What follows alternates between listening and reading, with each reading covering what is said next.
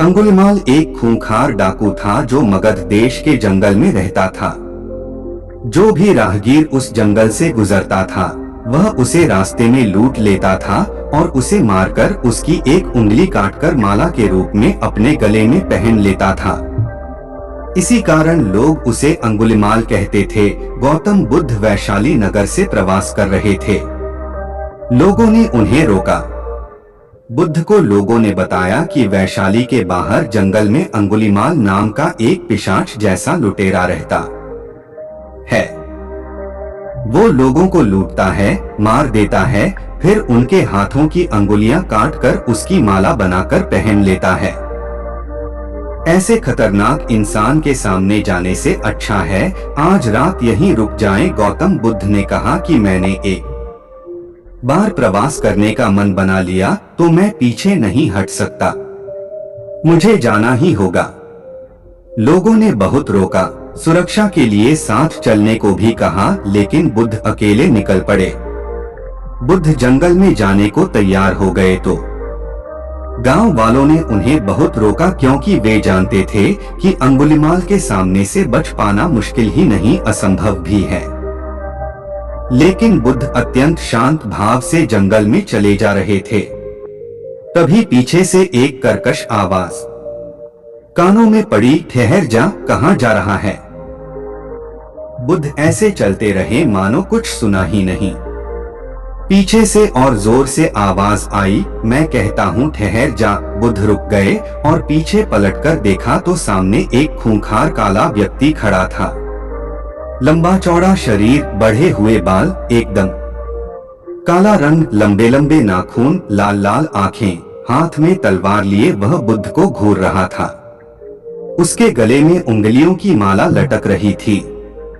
वह बहुत ही डरावना लग रहा था। बुद्ध ने शांत व मधुर स्वर में कहा, मैं तो ठहर गया, भला तू कब ठहरेगा? अंगुलिमाल ने बुद्ध के चेहरे की ओर देखा।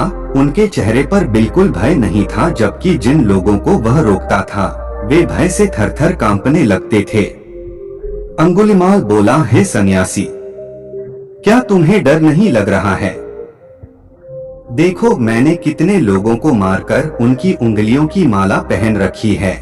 बुद्ध बोले, तुझसे क्या डरना? डरना है तो उससे डरो जो सचमुच ताकतवर है। अंगुलिमाल जोर से हंसा, हे साधु, तुम समझते हो कि मैं ताकतवर नहीं हूँ। मैं तो एक बार में 10-10 लोगों के सिर काट सकता है। बुद्ध बोले, यदि तुम सचमुच ताकतवर हो तो जाओ उस पेड़ के 10 पत्ते तोड़ लाओ। अंगुलिमाल ने तुरंत 10 पत्ते तोड़े और बोला, इसमें क्या है? कहो तो मैं पेड़ ही उखाड़ लाऊं। महात्मा बुद्ध ने कहा, नहीं, पेड़ उखाड़ने की जरूरत नहीं है। यदि तुम वास्तव में ताकतवर हो तो जाओ इन पत्तियों को पेड़ में जोड़ दो। अंगुलिमाल क्रोधित हो गया और बोला, भला कहीं टूटे हुए पत्ते भी जुड़ सकते हैं? महात्मा बुद्ध ने कहा, तुम जिस चीज को जोड़ नहीं सकते उसे तोड़ने का अधिकार तुम्हें किसने दिया? एक आदमी का सिर जोड़ नहीं सकते तो काटने में क्या बहादुरी है? अंगुलिमाल अवाक रह गया। वह महात्मा बुद्ध की बातों को सुनता रहा। एक अनजानी शक्ति ने उसके हृदय को बदल दिया। उसे लगा कि सचमुच उससे भी ताकतवर कोई है। उसे आत्मग्लानि होने लगी। वह महात्मा बुद्ध के चरणों में गिर पड़ा और बोला, हे महात्मन, मुझे क्षमा कर दीजिए, मैं भटक गया था, आप मुझे शरण में ले लीजिए। भगवान बुद्ध ने उसे अपनी शरण में ले लिया और अपना शिष्य बना लिया। आगे चलकर यही अंगुलिमाल एक बहुत बड़ा साधु हुआ।